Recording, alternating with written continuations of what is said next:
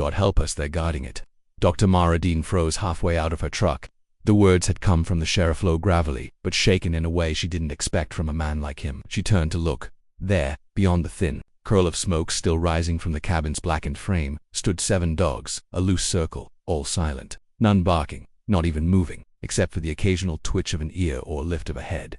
Their coats were mottled with ash, mud, and something darker. Not wild, not quite strays, but they didn't belong to anyone now. The earth around them was scorched and glassy. Charred timber leaned like broken ribs. Crows circled overhead but wouldn't come down. Mara stepped closer, stethoscope swinging against her chest like a noose. She'd worked animal disasters before, barn collapses, kennel fires, roadside cruelty, but this was different. The dogs weren't just present. They were waiting. A low growl curled from the throat of the largest one, a wolfhound mixed with one blind eye. It didn't step forward, didn't need to. Its message was clear. Don't touch what's inside. The Sheriff Hal Murney, 12 years, in uniform and not prone to superstition, removed his hat and let out a breath. We found the cabin like this around dawn, still smoking. No bodies, no footprints in or out. Just them. Where's the family? Mara asked. Gone or not found yet? He nodded toward a broken window, half collapsed under a crossbeam. Something inside glittered faintly in the morning light. Metal, glass, bone. Mara's boots sank softly into damp ash as she approached. She could feel the heat rising from the ground. The dogs shifted their weight, shoulders tense, but didn't lunge. It was as if they were giving her permission, or a test, and then she saw it. Beneath a collapsed wall beam, nestled in a shallow bed of ash, was a small, rusted box no bigger than a shoebox. The metal lid was warped from heat, barely clinging to its hinges. Around it, the ashes looked oddly undisturbed, almost sacred, like something had been placed there after the fire. Not by chance. With care, Mara knelt, ignoring the sting in her knees from the embers still warm beneath her. She didn't touch the box, she only looked.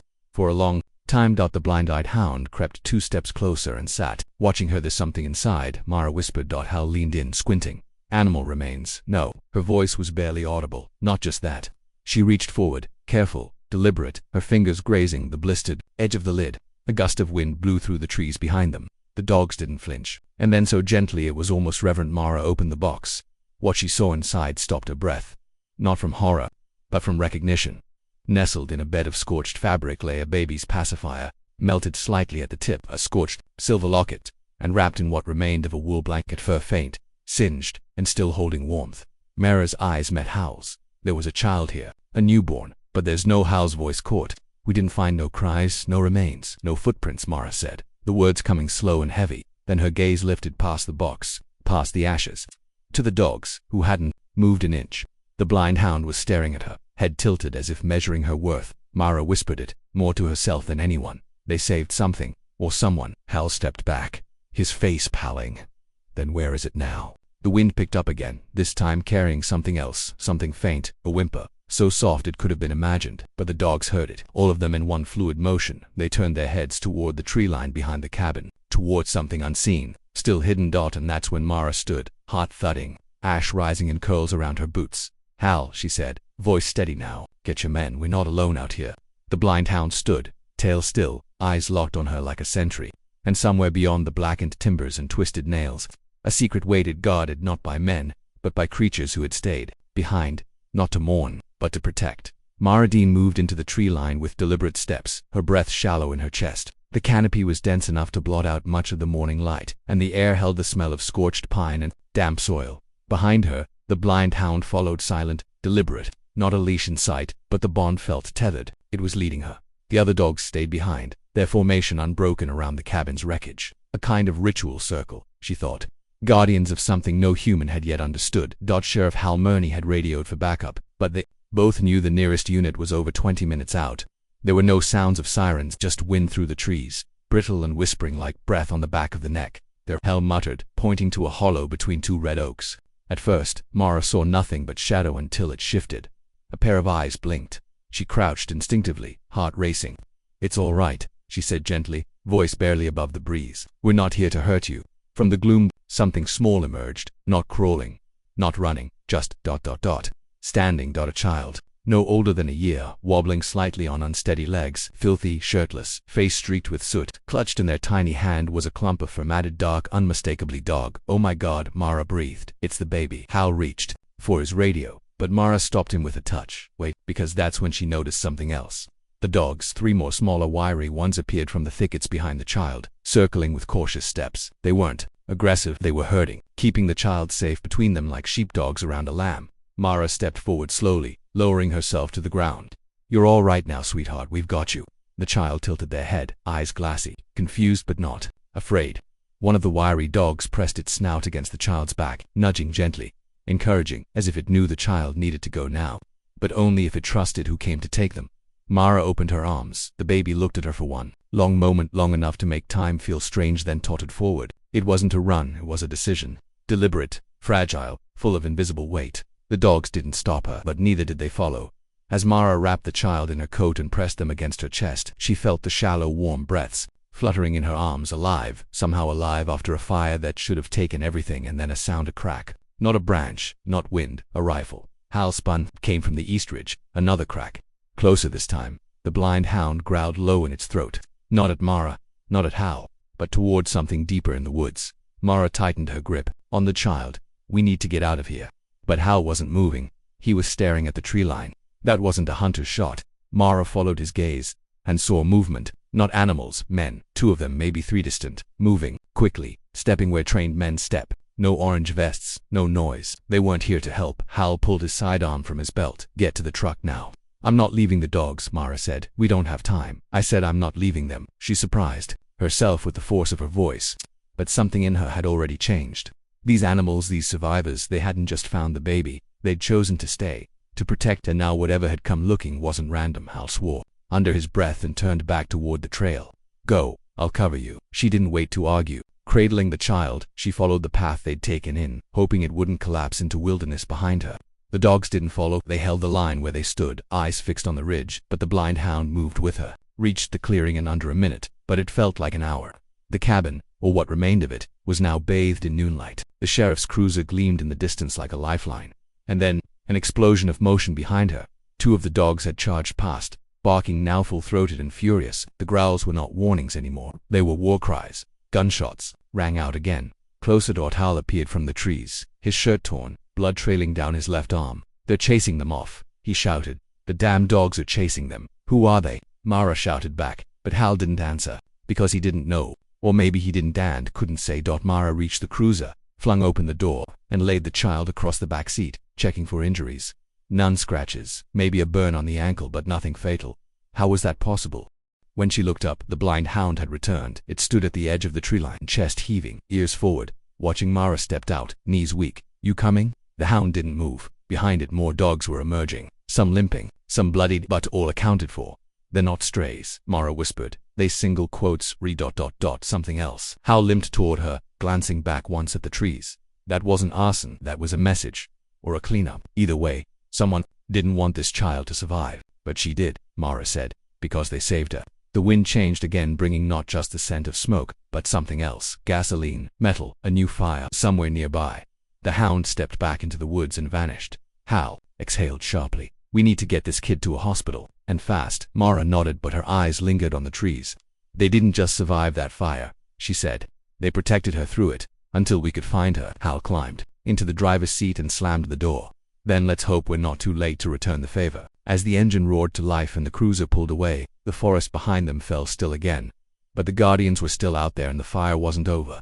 The hospital room was quiet, save for the steady pulse of the monitor tracking the child's heart. Mara sat beside the bed, elbows on her knees, face drawn and streaked with ash she hadn't fully washed away. The little girl, no more than 13 months, the ER nurse had guessed, slept soundly beneath a pale blue blanket. Clean now, fed, safe, at least, for the moment. But Mara wasn't at ease, not even close. She couldn't shake the image of the blind hound disappearing into the woods, or the look in its eye more human than she cared to admit.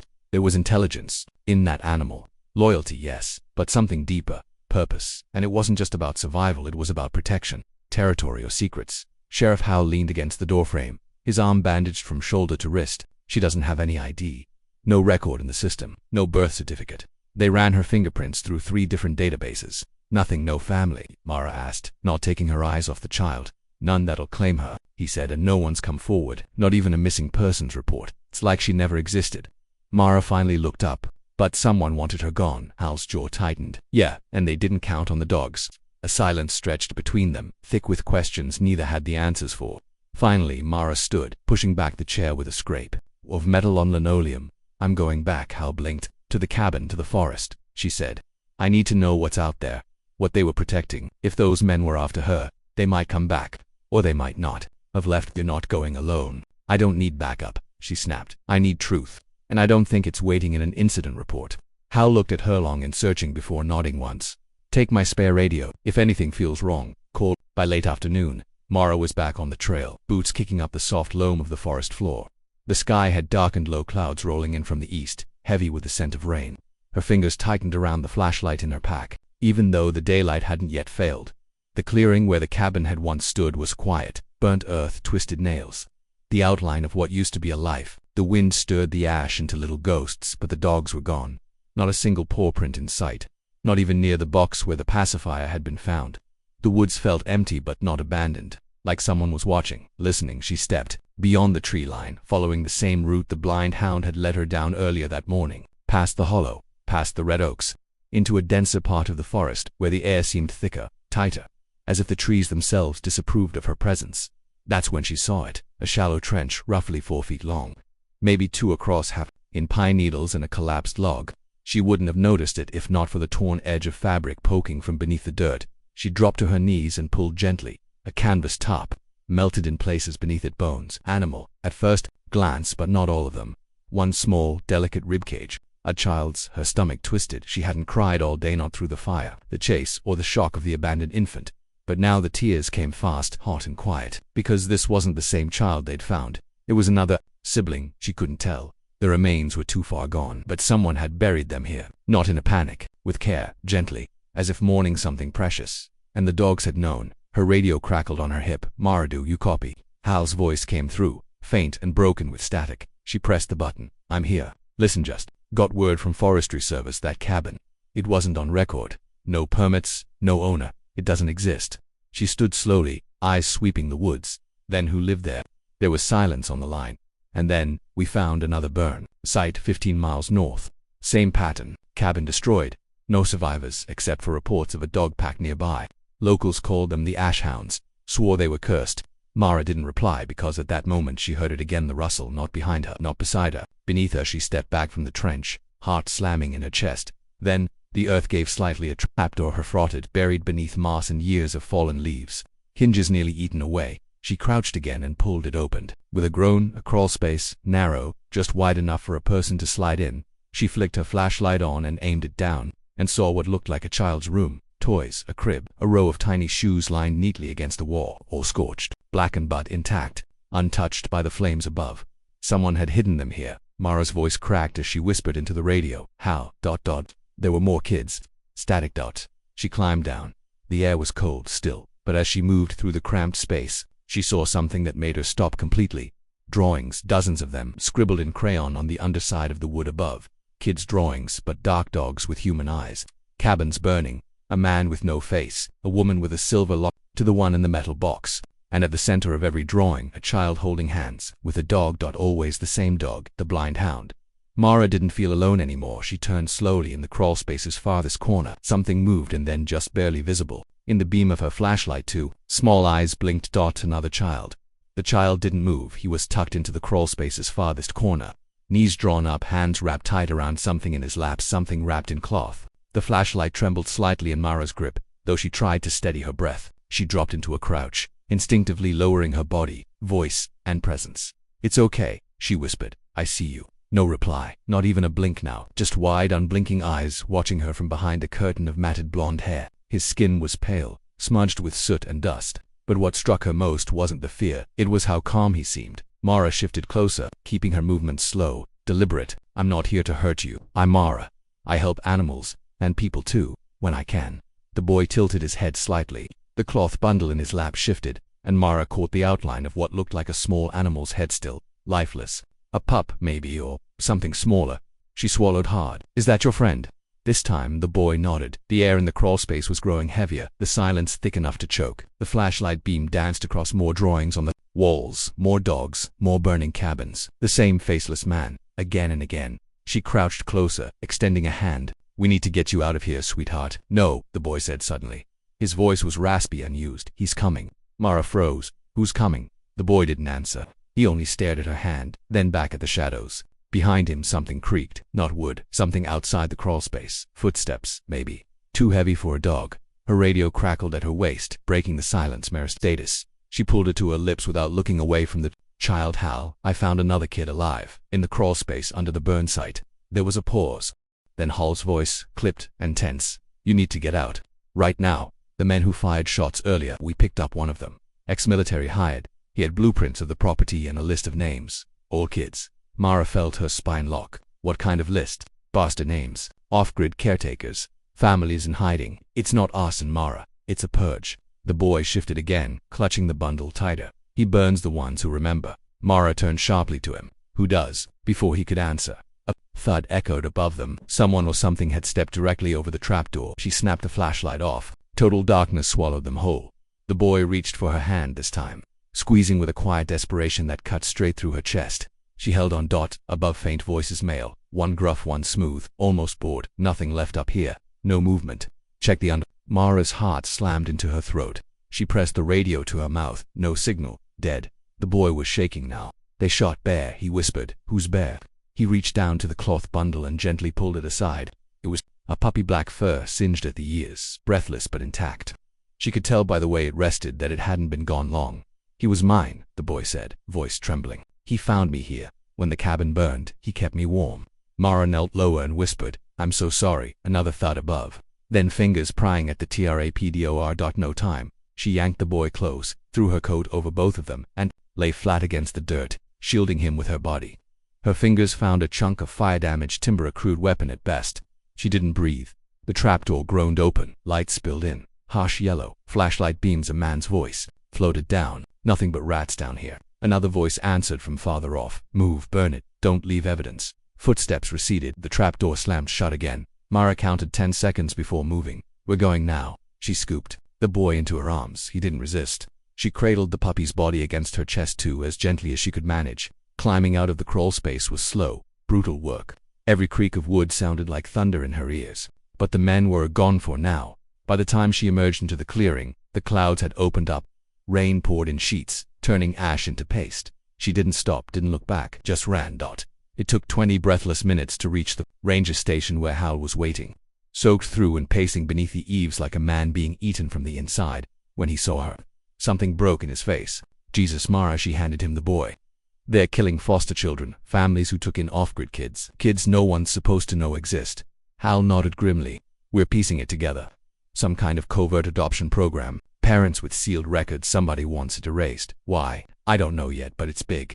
Bigger than this county. Mara leaned against the wall, trembling, finally letting the fatigue reach her bones. They weren't guarding a mystery, Hal. Those dogs were standing watch over survivors, the ones nobody else was watching. Hal looked down at the boy, who was staring up at him with unreadable eyes. What now? Mara reached into her bag and pulled out the melted locket from the ash box. We don't just save them. We find out who tried to bury them and we make them answer for it. Hal exhaled. You still think those dogs were just animals? Mara looked toward the forest, where rain clouded the tree line. No, she said quietly. They're the only ones who never left. The funeral was quiet. No hymns, no crowd. Just a light breeze rustling through the pines, the occasional snap of twigs beneath a paw, and the heavy stillness of truth finally laid bare.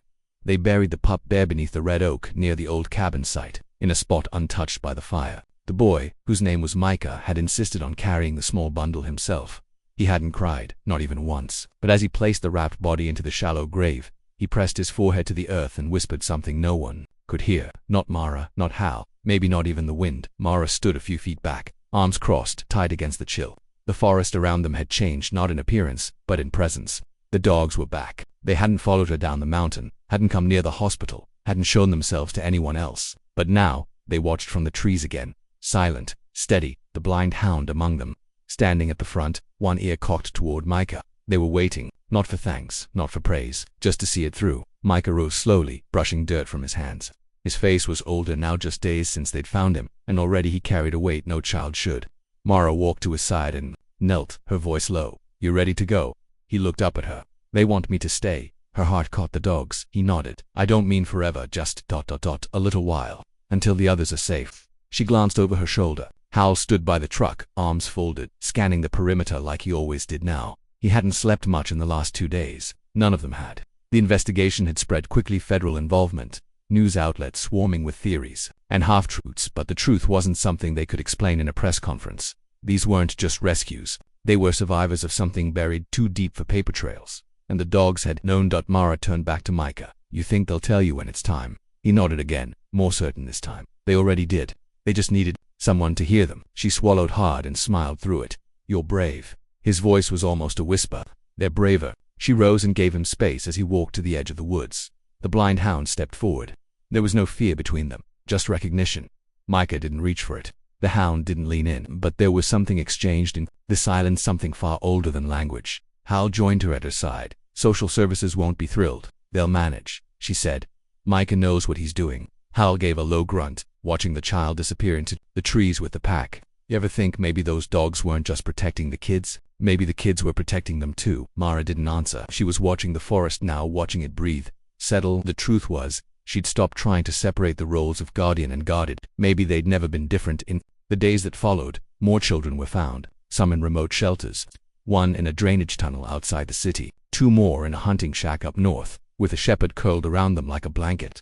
The stories were the same. No memory of how they got there. Only flashes of smoke, the sound of barking, and the feeling of being carried. The news called it a miracle, survivors, unknown heroes. The dogs were called everything from angels to anomalies, but no one knew who had trained them, where they came from, or why they had stayed so close to fire.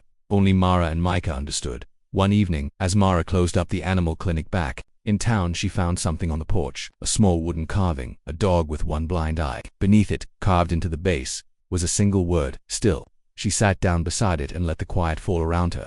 The truth was, she hadn't known how much the silence would matter. In all the noise of reports and interviews and frantic digging into foster databases, the one thing that had stayed with her was the image of that dog, unmoving, guarding a truth no one had asked for. Some things didn't need to be explained, they just needed to be witnessed. Weeks passed, then months. The fires stopped. The men who had hunted them were never publicly named, but they vanished, one by one, their ties to Black Book operations and buried institutions quietly sealed away. Hal stayed on the force, though he kept a bag in his cruiser filled with kibble and blankets now, just in case. Mara still got calls, sightings of the ashhounds near burned structures or rescue scenes, always silent, always gone before help arrived, never harming, only watching. And every so often, in the woods behind the clinic, she'd catch a flash of gray fur, a pale eye, a slow blink from the shadows. She never called out because some guardians didn't need to be named, they only needed to know someone was listening and that someone still remembered.